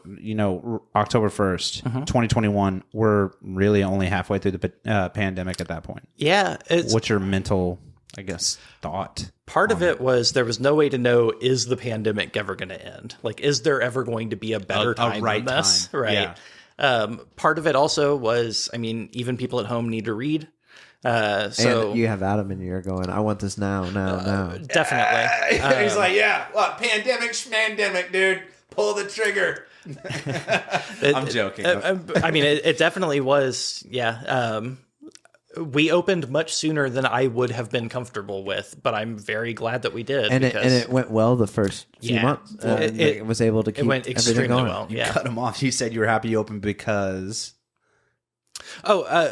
well, because it never would have been open if it was up to me. Yeah, you would still be on hold, actually. Yeah, absolutely. Like, well, maybe not. Things have lightened up quite a bit. Yeah. Like air travel and stuff like that. Like things are lightening up. So things are looking good, but still, don't just go open mouth kissing anybody. You know what I'm saying? Like, get social security numbers, get background information, vaccine cards. Just do your due diligence before just, giving anybody a handshake. Right. That's where I'm at. So, how long are you guys open before you hire your first employee? We started with employees, and it was a huge gamble because we had no idea how much money we would be making. Right. But we knew early on that if we were both working 7 days a week, the business would fail because we would get exhausted. Right. So we needed to make sure that we had enough framework around us in order to make it, withstand. So we hired employees earlier than we should have, and it worked out. We definitely could not have done the early months without them. It's awesome though to have and they've been in there from the beginning, so they're eat, sleeping, and breathing. Oh yeah, dude, for sure. Man, and I'm friends with a lot of of the smaller business owners down on Franklin is where I just gravitate towards the west side. Sure. But that's the only reason I kind of knew the husband and wife that own White Swan. I know the two gentlemen that own Franklin Street Pizza Factory. Big shoots to those guys. Thomas's shoes. I need to get them. Thomas's shoes, which by the way they are closing. They're both retiring. But yeah, I love these guys. All these small businesses. But a lot of them, they've done the same thing that you've done. They've rolled the dice and essentially hey, we're opening. It's a hard opening right off the rip. And we need 9 people to run this place. Yep. And they just get them off the rip. And if I were a business owner, I would almost be I would be a lot like you, too cautious to where I would just be no. For the first 2 months, we can run it. We can run it. I would just be nervous to be hey, we're going to pay you $12 an hour. And no matter what, you're going to get paid and you're going to get this many hours. That's exactly what we did though. You know what I mean? Like when we started, Yeah. like we could have tried to hire somebody, but we got it. And that's the way that I think I prefer it, because you just have like creative control, but then obviously on a larger scale business where you're like selling goods and purchasing goods, and there's Yeah, this, if you have a storefront, where there's it this makes like more sense. intracellular movement of stuff. Can I get a water? Yeah, absolutely. And then, so like you do all these special events. Like we had T. Harriman on the show, and you have local authors come in, or Yeah. like what all goes on there? So we are home of the Midwest Writers Guild, which is a local group of largely poets, but other writers as well. They meet up once a month. They do a number of things. They publish together. They at the Franklin Street Bazaar, they have a table where all of their authors can sell their Love books. that joint. It's Love great. that joint. So we, they were at Barnes & Noble, and then Barnes & Noble stopped doing any events at all because of the pandemic, and we offered them a home, we have our upstairs isn't opened yet. It's going to be like community space, but for now we've been letting groups meet up there. Oh, that's nice. Book clubs, poets, and stuff like that. Yeah. And then we're home of the Midwest Writers Guild. They meet there, and then River City Pride meets there as well. Oh, neat. Yeah, it's That's awesome. what's up, dude. That's what's up. Is it a lot of space? Is it like equal space? Is it like one of those buildings that's like square footage matches downstairs as upstairs? Downstairs is like a third bigger than upstairs, but Okay. it's still pretty sizable. It's like 600 square feet. Oh, that's you a have- good space. That's Yeah. about what you got up here. That's Yeah. a good space. Yeah, it really is. But like local authors from that guild come in and read. Yeah, so we do a lot of like poetry readings and book signings and things like that. We try to do as many as we can, and then we sell a lot of local authors. We put our local author shelves directly next to the door so that it's the first thing you see whenever you come in, because these guys have it hard enough as it is. yeah, no, they should be, and rightfully so. And then also shout out to T. Harriman. Yeah, Yeah. and Did you- send some of those local authors our way? We'll have them all on. Oh, absolutely. Every I single one will. of them on. Be sure to check out T. Harriman's episode, man. We got wild on some tequila that night. It was a good time. She's great. Dude, she cuts up too. Oh my gosh, she's such a good time. We have noticed that with local authors, they only sell if they go out and sell, and no one sells harder than her. Oh, dude, she is like the best. Like, you want somebody that if you were gonna buy somebody to promote themselves, like, Oh yeah, T. Harriman, Yeah. dude, she like, oh my Phenomenal. gosh, I don't know anybody. And a great story. I talk so much. I literally do. I talk to myself. She talks more than I do, and I love it. I love somebody that talks. I love it because I want more. Detail. She was great, man. You got to check her episode out. yeah, definitely. But yeah, man. So and that's dope. So you put the local authors up front, kind of showcase them in Yeah. the windows and stuff in the storefront, and up first thing they see when they walk in. Now, after hours, do you do like your own D&D group at the bookstore? Oh shit, dude. we have definitely. That's what's up. I've never done D&D, but I would love to get in on a D&D, but I'm like so new. Like I wouldn't It's like a multi-day thing, right? It doesn't have to be. It all depends on the guy that's running it. And what I can tell you is if you guys want to do a D&D episode where you learn to play and play your first game the first day, I'll come do it for you. We can do a side episode. We do several side episodes. Yeah. There's some that haven't aired yet even. Like we just wait for like if a guest cancels, we'll like throw that episode in the editing process. Yeah, We would absolutely. need like a sky camera, and we could just do it right here. We can do all sorts of Be things. dope, dude. Yeah. I'd be into that. I'd play D&D one time. Check it out. Yeah. It's like a 1 day episode. It wouldn't have to be like a 3 day ordeal, like No. a marathon. It could be a 2-hour episode. Am I gonna need some water, or can I drink whiskey while I do it? Oh yeah. Okay, You do so like accents. You're like a Scottish elf that has like Absolutely. Yeah. I need to Voices work are on my Scottish encouraged. accent.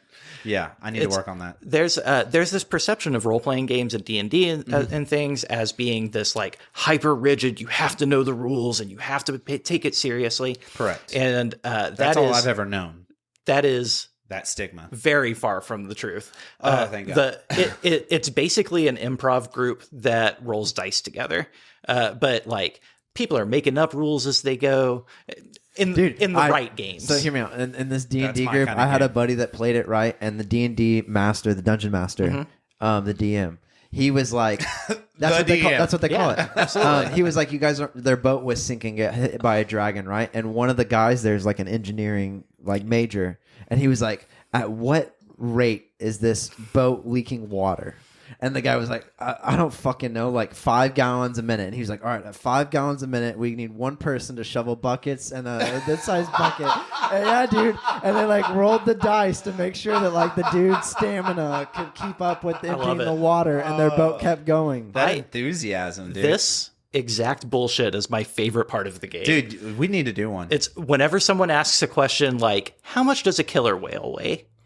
100%. It's like, well, like something's going to happen. Like, how long can that feed us? Well, let's see. If the average person needs 2 pounds of meat a day to survive, and a killer whale weighs 1,455 pounds, and it's like, all right, so we're good. Let me roll the dice here. Check out Homeboy's old hunger strike. You know, I like that, dude. I'm into that. I'm into that. I want to check it out. This specific dumb example was in a previous edition of Dungeons and Dragons. If you summoned a creature, you could summon anywhere that you could see. So this guy summoned a killer whale directly above the enemy, and then just let it fall and smash him. Damn. And it worked Rest in exactly peace, bro. once. He was probably doing the math, like gravity pulls this much, it weighs this much. It's like, how much damage does it do? Right. Gotta figure it out. A killer's whale worth. I don't fucking know, dude. That's like 19 newtons or something. Dude, so that's okay, so I want to know, you mentioned the other bookstore. Who is that other independent bookstore? The Blue Stocking Social. Blue Stocking Social. So they are husband and wife. They're awesome. It's at Lincoln and Weinbach in the basement under Honeymoon. Oh, okay. I know where you're at. But kind of north downtowny. No. By UE. Slice. Yeah, right by UE. Right, I'm thinking north of the Lloyd. No, it's south. Okay, yeah. Lincoln. Yeah. I'm tracking. Okay. So who are some of your other competitors, if you will? So Blue Stock is one of them. And Barnes and Noble. That's it. Yeah. There's what is it called? The Vineyard is like a Christian bookstore locally. There's Amazon. And e-commerce in general. There's not really much in the way of used bookstores anymore in town. And then the weirdest competitor is the library. Yeah. Dude, they crush it. Yeah. I'm a big fan of the library. We do a lot of work with the library, and it's important to us. It's a different experience to go to the library and get a book than to go out and buy a book to own. It seems more clinical, I think.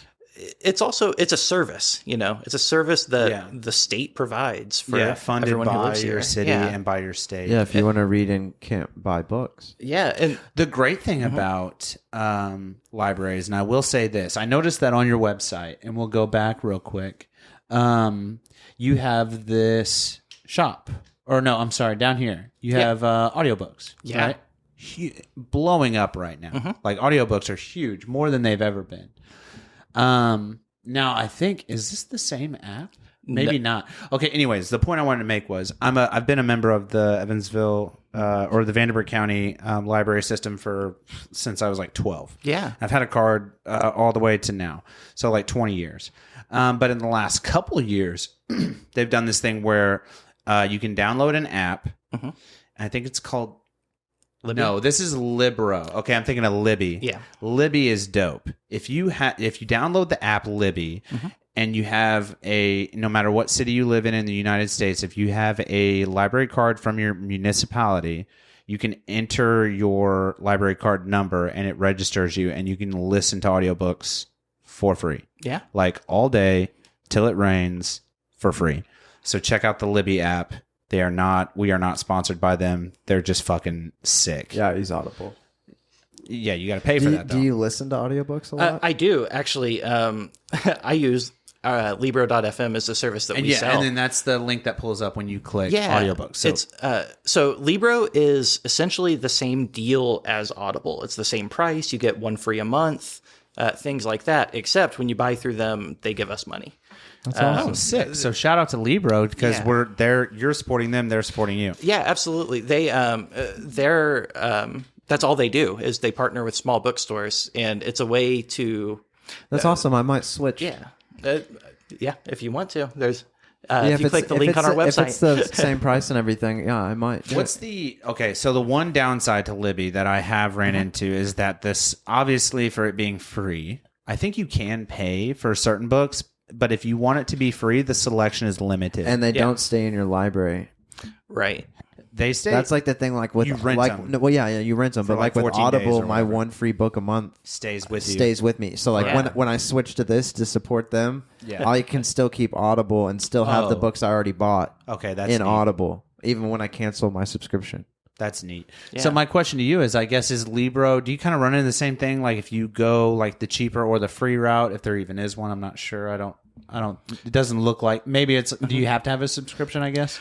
You don't have to have a subscription. You can buy books a la carte. They're more expensive, just like with Right. Audible as well. Right. But the deal is it's like $15 a month, and then you get a free a title included every And month. if not, it's like $25, $20. It's like one price. Oh, Yeah, that's a pretty good deal. That's competitive at least. It's same. Yeah. yeah. But the selection, though, is kind of free It's- range, wide open.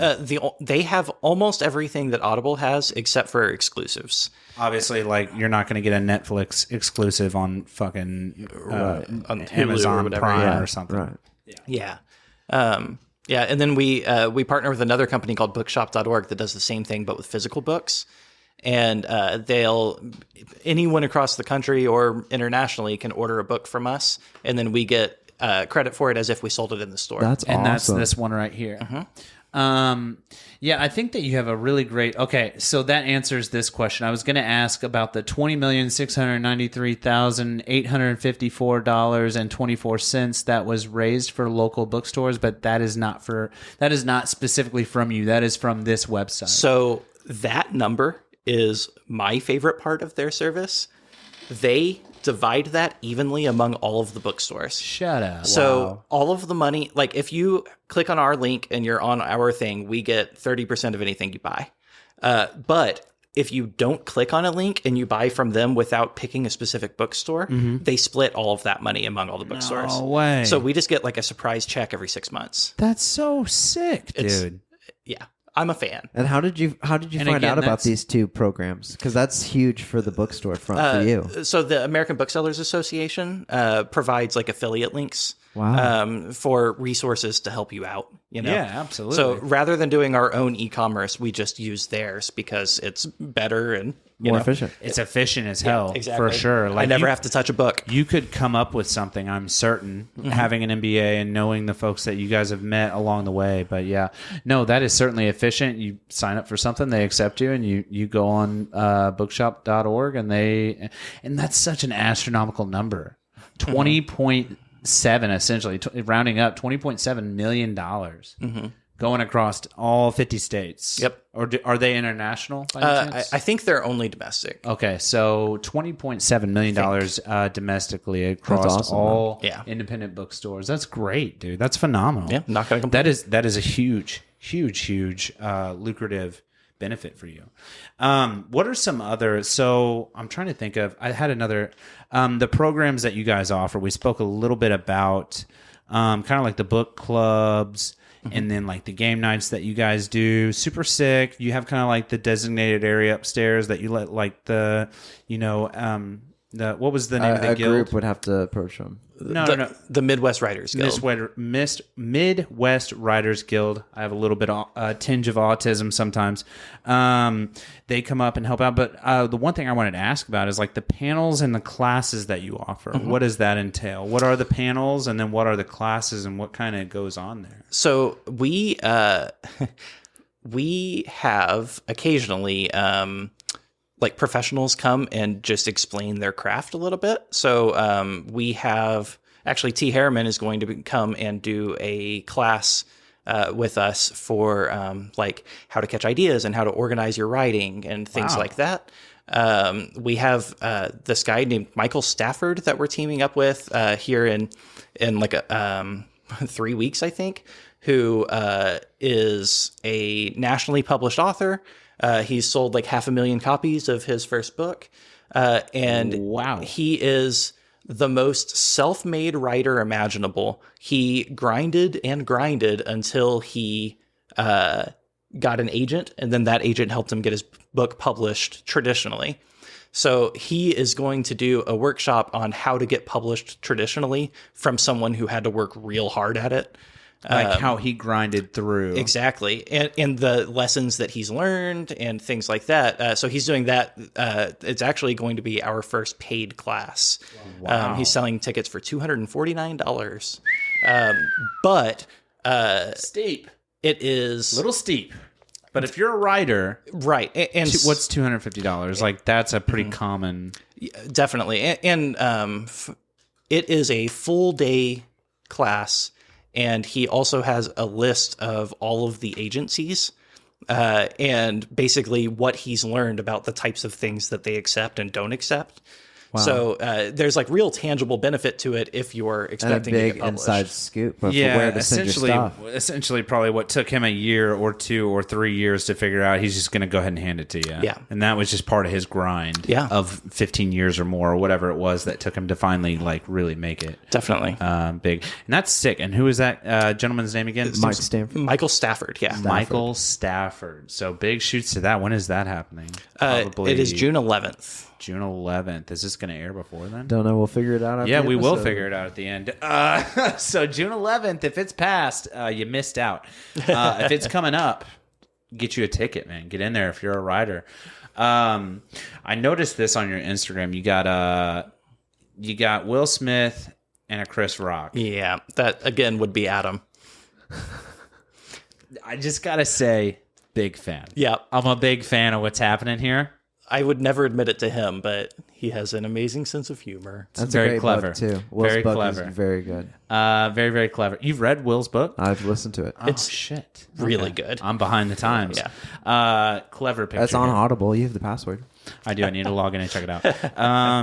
So, anyways, what other questions do I have? Oh yeah, and you've done a.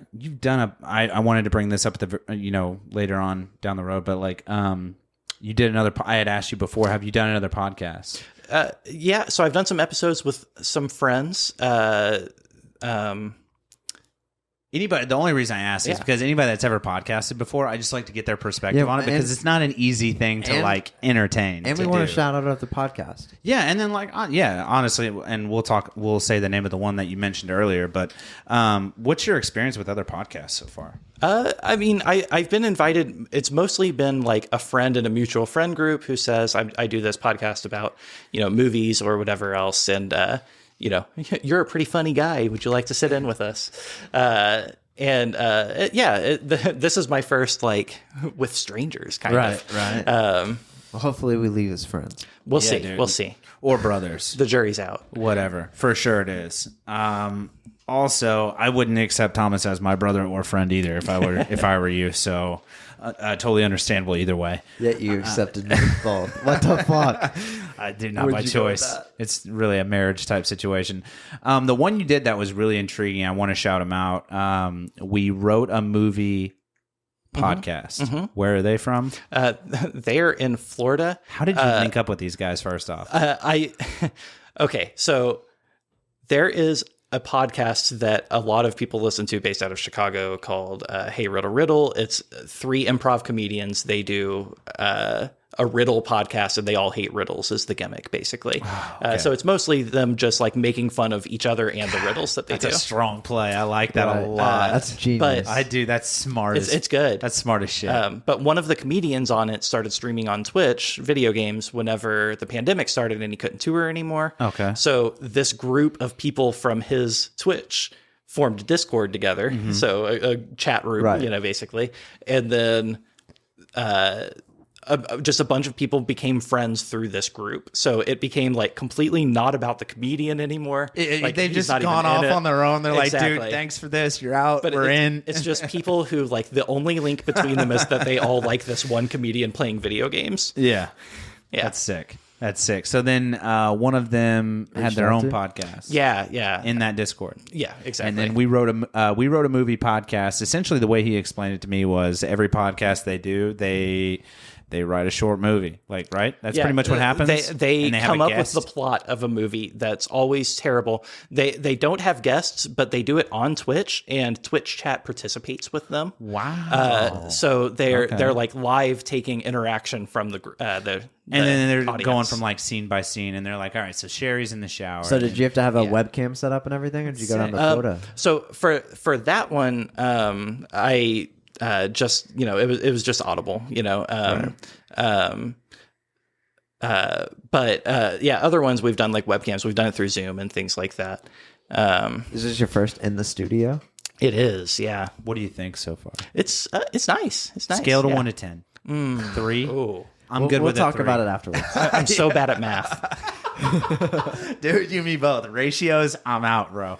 So opening this bookstore, or maybe not even opening the bookstore, but was there ever a Could have even moment? been before, Right? yeah. Was there ever like, well, we'll do it 2 parts.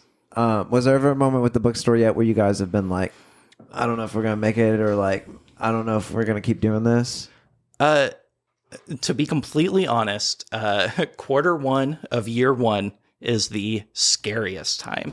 It's so like for us, we opened in the fall, and then we went through Christmas season, and our only experience with the business was people shopping for Christmas gifts. So we're crazy busy, and then January came, and like we expected it to be slow, and we tried to plan ahead and save some and order books ahead of time and everything. And we did that, but then January turned into February, which turned into March. And, it's cold. Downtown is people park and then they walk from business to business. Mm-hmm. So if it's cold or it's raining, people don't go downtown to shop. Right. So yeah, there were like 3 very scary months in the beginning where I was like, are we going to be that statistic of 90% of businesses fail in their first year? What pushed you guys through? We did a lot of gambling on, if we buy these books today, are we going to make enough money by the time we have to send our rent check to pay rent, and things like that. And we basically made the right gambles and got very lucky in our That's first awesome, 3 man. months. Sounds like maybe Adam had a little dabbling in that. If he was like, hey, buy these books right now. Well, absolutely. And it was, the right now guy paid off. Here I am saying we need to order 0 books and we need to save every bit of money. Exactly. Keep it tight. Dude, and then you were keeping it like Austria in the 20s. You know Yeah, what I'm saying? there You you were go. like, keep it tight, guys. Hold on to those pennies. Yeah. We need them all. We need them all. But then Adam, Adam ordered books, and then Pull the Adam trigger. sold books. he was moving some product. Definitely. And he's, I don't like to say nice things about Adam, but I'm sure the shoe fits on his foot as well. yeah, exactly. I can't wait to have Adam in here. Oh, you got to tell him about this. You got to tell him about Yeah. this. I'm sure Adam will listen to the episode and be like, I gotta get in there. I'm That going. stinks. Yeah. Yeah. Whenever I told him that I was coming here to do this, he said, but I'm the funny one. Zingers. I already like Adam. Adam, can't wait to Now, have you what in here. about for you outside of the bookstore? Was there ever a moment like your knee, or even when you're like you said you were suffering like in the when you were in the NSA getting out? Yeah. Like that was a hard time, but like what like pushed you through that? When I first got out of the military, I knew I had to get out, and I came home, and I was diagnosed with PTSD, but not being treated yet. And also my knee was hurting and hadn't been diagnosed yet. Right. And all of those things, like I feel very old. I feel very broken. And then I had been doing this, technically cushy office job and needed to all of a sudden find a job that in no way prepared me for, because unsurprisingly, there aren't a lot of real world opportunities for Arab linguists professionally. In the States. Trust me, dude, I can fucking relate. Well, yeah. Not a lot of uses for the For infantry, yeah. Okay, are you good with numbers? Exactly. Just mostly guns. Point in directions. I don't know. I can walk really Oh, far. man. So I got a job with Pepsi merchandising grocery stores. Sick. So my whole job was someone else would deliver the product, and then I would go walk in the back room and put it in a cart and bring it to the front. And that was my whole job. Damn. And I did like all of northern Kentucky, like for like an hour and a half in both directions. Whoa. So it was like, here I am, like extremely depressed, in pain all the time, driving for like 6 Alone hours with straight yourself. by myself. Yeah, Doing exactly. this monotonous job. Absolutely. So you're with your thoughts all the time. Yeah, and every time you walk in, the person, like the This is manager, not- yells at you for how the delivery guy This did is not it. very conducive. The way you're explaining this to me, this is not very conducive to somebody that has like some serious. Like I know when I first came home, dude, it's like being alone with your thoughts is like the worst thing. Yeah. Like you got to either get those thoughts out or like distract yourself. So like one or the other. But you Definitely. can't just like sit in a fucking quiet truck and like And you- walk by yourself and like be with your Yeah. thoughts And 8 hours a day. You can't read and drive. That's true. Dude, Although I yeah. did listen to a lot of audiobooks. Yeah. So what pulled you out of that? What kept you going? What kept you grinding out of that monotonous job? And then like, you know what I mean? Like what Yeah. kept you moving positively as opposed to dwelling on your thoughts and all that stuff? My wife told me, you're going to school now. And Good for her, man. It's I was planning on doing it at some point whenever I got out. Just push it off, push it off, push it off. She definitely was feeling my I like my your wife funk. already. Yeah, exactly. I love your wife. Not to say that I don't love you as well, but she sounds phenomenal. Yeah, and that's the kind of partner, that's the kind of teammate you need. Man. Oh, yeah. I'll be honest with you, speaking from experience. Yeah, that's intense, dude. And I can't even imagine like all the NSA stuff that you had to like see, witness, and go through.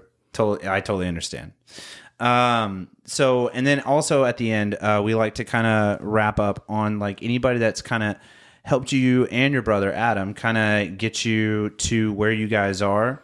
Who kind of helped you get through the military? Obviously, you know, your brother Adam played a big part and your wife played a big part, but like who else has kind of helped your brother's bookstore kind of take flight, if you will? You know what I mean? Like who got you guys to where you are, and then who's helping you propel forward from now? Our mom's huge help, of course. Shout out to moms. Yeah, shout out to mom. But definitely when we first started, and it was two brothers who have spent a lot of time together, but not like as business partners. Needless to say, there was some friction in the beginning. 100%. And our mom was really good at cutting through that bullshit. And, and I've helping been with us. both of you her whole life. She knows how to mediate. Exactly. And then we have an aunt, Aunt Sonia, who I love an Aunt Sonia. I just love that name. She is a very smart businesswoman and gave us a lot of help and assistance getting off the ground. Phenomenal. And anybody else kind of going along the way? Obviously, anybody that shops with you guys, I'm assuming, right? Like if you guys are downtown and you're looking for a good bookstore, give these guys a look for sure. And then tell everybody your socials real fast. Yeah, where can they find you? Where can they get tickets for your address? Yeah, anything, you know. My social is 815. Yeah. So Cell phone number is we're at YB Bookstore on all social media. For that, and I occasionally stream on Twitch. I also play video games. I'm shit. Speed_Dad. say that again. Speed Dad. Speed with an Dad. underscore in the middle. Speed_Dad. Yeah. Okay. And then your website. What was that again? We're yourbrothersbookstore.com. Damn, Sam. Yeah. It's been a pleasure to get to know you, Yeah. dude. You crushed it. You're very well spoken. You use a lot of words that Thomas understands, and I like that about you. Well, thank Anything you. that makes Thomas's life easier, makes my life easier. So I just want to thank you for your time. I can't wait to visit the store. I'm coming down there very, very soon, like probably this weekend. So go check these guys out downtown. And again, where are you guys located at exactly? We're 504 Main Street at the corner of 5th and Main. 5th and Main, 504 Main Street. Yep. But yeah, seriously, man, I can't thank you enough for your time, and tell your brother to get his ass on here, dude. All right. Tell him about us. But yeah, guys, this has been another thrilling episode of the Days Grimm. My name is Brian Michael Day. My name is Thomas Grimm. This has been Sam from your brother's bookstore. Get to reading, sucker. Sam, real fast. You're walking a basketball court. How many angry chihuahuas can you take on? Ooh, I don't think I can take one. Not even one? No. I said a dozen. One angry I could chihuahua. do 12. I don't think so. I could do 12. So you couldn't take on one squirrel either. Well, the problem is you're looking at the one in front of you, and there's 20 more behind you. He's on your back. And he's like chewing you. I could do 12. Yeah, I could probably do 12, maybe. I'm just thinking how good my high step is. Do I have steel toes on? I don't know. Oh no, Is this butt naked? What's that? What's the? I don't know. What's the garment? You know what I'm saying? Do you get a robe? If I'm on a basketball court, I'm naked. 100%. I'm in naked. Do you think do monks use microwaves? I use microwaves. Munkerwaves, dude. That's what's up. You heard it here first. The Days Grimm, they use Munkerwaves. No, seriously, man. That was dope, dude. That was too easy. Yeah, I don't know. We'll get you an exact date too. Hey guys, if you liked what you heard today, there will be a new episode next Tuesday, as well as every Tuesday at 6 a.m. So hit that subscribe button and let your phone do all the work for you.